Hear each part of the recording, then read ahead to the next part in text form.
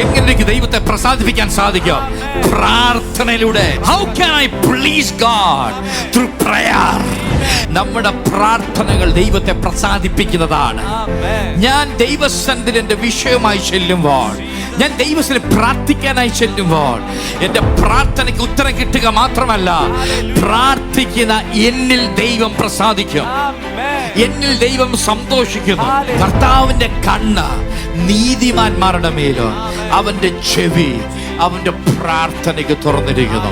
അപ്പോൾ നീ പ്രാർത്ഥിക്കാൻ, നിന്റെ പ്രാർത്ഥന മുറിക്കകത്ത് കയറുമ്പോൾ സ്വർഗം സന്തോഷിക്കാൻ തുടങ്ങും.